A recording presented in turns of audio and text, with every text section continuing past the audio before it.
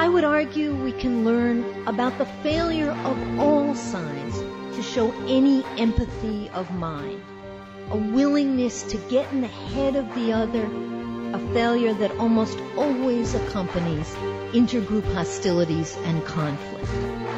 Each side is blinded from moving forward together by its own story or narrative, often told to children and carried forth for generations. These are stories that they simply know to be true and can't see why the other group doesn't get. We've all had this experience, though not necessarily in as dramatic a context of conflict. The group narratives become believable justifications for further conflict because they render the intentions of the group as having arisen out of positive group identity, protecting the group, and therefore they stand as honorable for all to see. But each side fails to observe that even their honorable or innocent intentions can have negative impacts on others.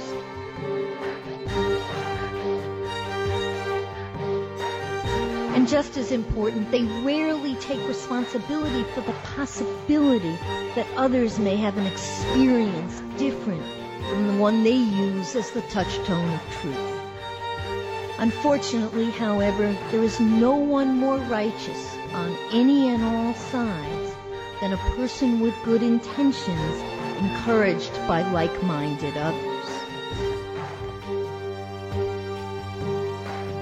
Even the best intentions may cause someone else's worst nightmares, and we simply don't pay enough attention to how our well-intentioned actions are received. Consider this. You return home after a terrible storm to find the power's out. You need batteries. You find a store that's open. The owner thinks it's immoral to take advantage of your distress. He wouldn't dream of charging you a dime more than he charged you last week. Unfortunately, however, you can't buy a battery from this compassionate guy because he sold out days ago. Panicked families grabbed extras to stock up, leaving none for you. So you continue on your quest and you finally find that dreaded monster, the price gouger. He now offers a pack of batteries that cost $5 last week for the outrageous price of $30. You pay him to survive the disaster. You resent this gouger, but if he hadn't charged $30, he would have been out of batteries too. His gouging saved the day.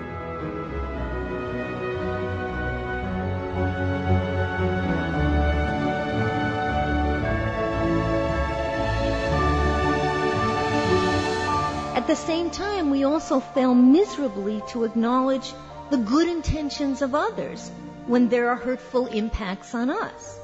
We expect the world to forgive our well-intentioned mistakes, but we're rarely unforgiving of others, especially those who we fear or do not know.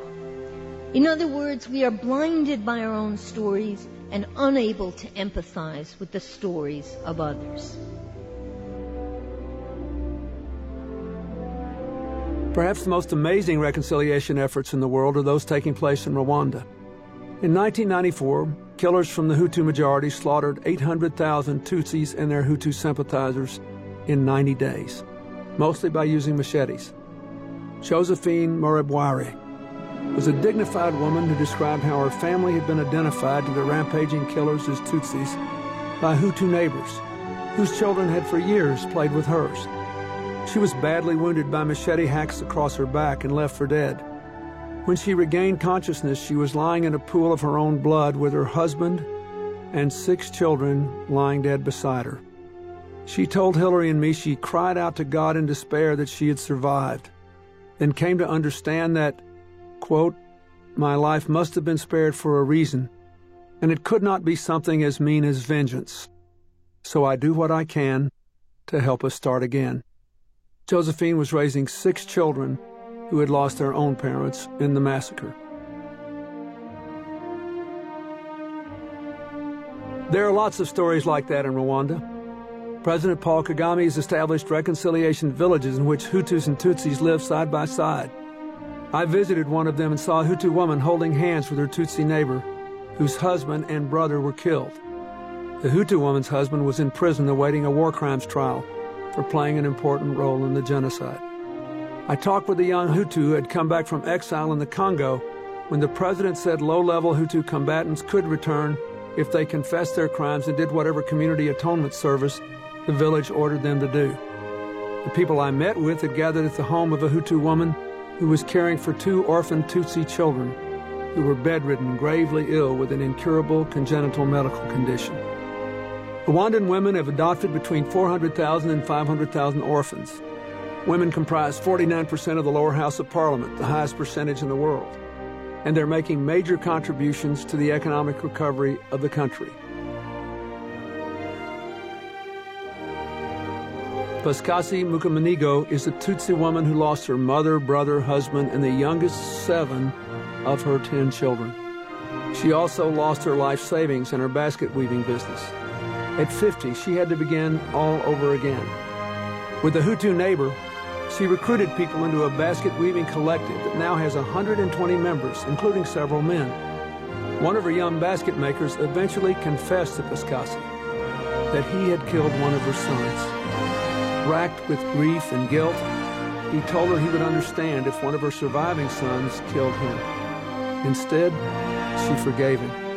When asked why, she said, "What good does revenge do me?